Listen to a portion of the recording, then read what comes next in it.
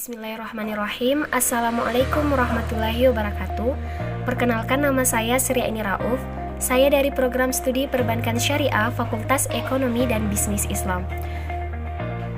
Baiklah, sehubungan dengan tugas yang diberikan oleh dosen pengampu mata kuliah Akuntansi Syariah, yaitu membuat video yang di dalamnya menjelaskan tentang bagaimana alur atau proses transaksi musyarakah dan contoh dari musyarakah. Nah, baiklah, langsung saja. Pertama, saya akan menjelaskan proses atau alur dari transaksi musyarakah. Nah, seperti yang kita lihat pada gambar berikut ini, gambar tersebut adalah alur transaksi musyarakah. Nah, dan sekarang saya akan menjelaskan prosesnya. Pertama, transaksi musyarakah dimulai dari pengajuan permohonan pembiayaan musyarakah oleh nasabah dengan mengisi formulir permohonan pembiayaan. Formulir tersebut diserahkan kepada bank syariah beserta dokumen pendukung. Nah, selanjutnya, pihak bank melakukan evaluasi kelayakan pembiayaan musyarakah yang diajukan nasabah dengan menggunakan analisis 5C, yaitu karakter, kapasiti, kapital, komitmen, dan kolateral. Nah, kemudian analisis diikuti dengan verifikasi. Nah, bila nasabah dan usaha dianggap layak, selanjutnya diadakan perikatan dalam bentuk penandatanganan kontrak musyarakah dengan nasabah sebagai mitra di hadapan notaris. Nah, kontrak yang dibuat setidaknya memuat berbagai hal untuk memastikan terpenuhinya rukun musyarakah. Nah, tahap yang kedua, bank dan nasabah mengkontribusikan masing-masing, dan nasabah sebagai mitra aktif mulai mengelola usaha yang telah disepakati berdasarkan kesepakatan dan kemampuan terbaiknya. Setelah itu, hasil usaha dievaluasi pada waktu yang ditentukan berdasarkan kesepakatan. Nah, keuntungan yang diperoleh akan dibagi antara bank dengan nasabah sesuai dengan porsi yang telah disepakati. Nah, seandainya terjadi kerugian yang tidak disebabkan oleh kelalaian nasabah sebagai mitra aktif, nah maka kerugian tersebut ditanggung terhadap masing-masing mitra. Akan tetapi, jika kerugian yang disebabkan akibat kelalaian nasabah sendiri sebagai mitra aktif, maka sepenuhnya kerugian tersebut menjadi tanggung jawab nasabah itu sendiri. Nah, tahap yang keempat, yaitu bank dan nasabah menerima porsi hasil masing-masing berdasarkan metode perhitungan yang telah disepakati bersama. Dan tahap yang terakhir, bank menerima pengembalian modalnya dari nasabah.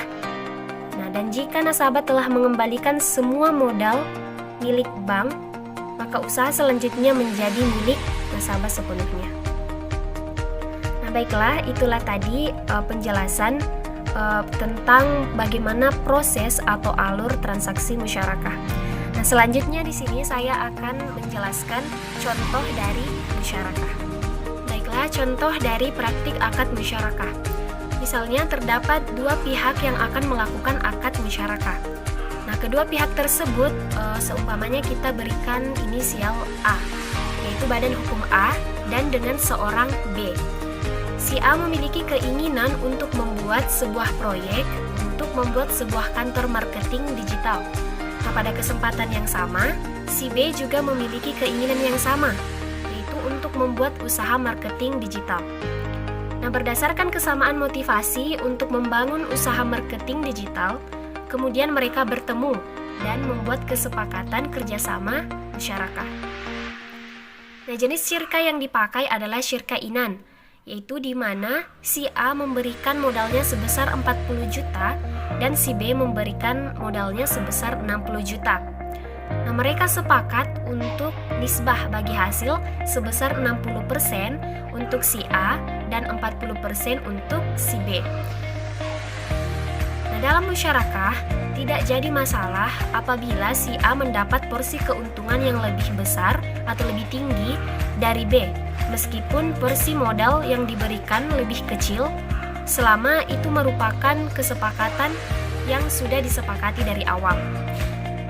Nah, alhasil usaha tersebut berjalan dan keuntungan yang diperoleh adalah sebesar 1 miliar rupiah. Nah, maka dalam hal ini, si A mendapat porsinya sebesar 600 juta dan B mendapat porsinya sebesar 400 juta. Tetapi, bagaimana bila terjadi kerugian? Nah, bila usaha mereka mengalami kerugian, katakanlah kerugian tersebut sebesar 10 juta rupiah. Nah, maka perhitungan kerugian tersebut didasarkan pada porsi pernyataan modal. Nah, misalnya si A menyertakan modalnya sebesar 40%, maka si A mendapatkan kerugian sebesar 4 juta rupiah. Nah, sedangkan jika si B menyertakan modalnya sebesar 60%, maka si B akan mendapatkan kerugian sebesar 6 juta rupiah. Baiklah, itulah tadi contoh dari praktik akad musyarakah. Saya kira penjelasan saya cukup tentang bagaimana alur transaksi musyarakah dan contoh musyarakah. Sekiranya dari penjelasan saya ada yang kurang, mohon maaf atas segala kekurangan.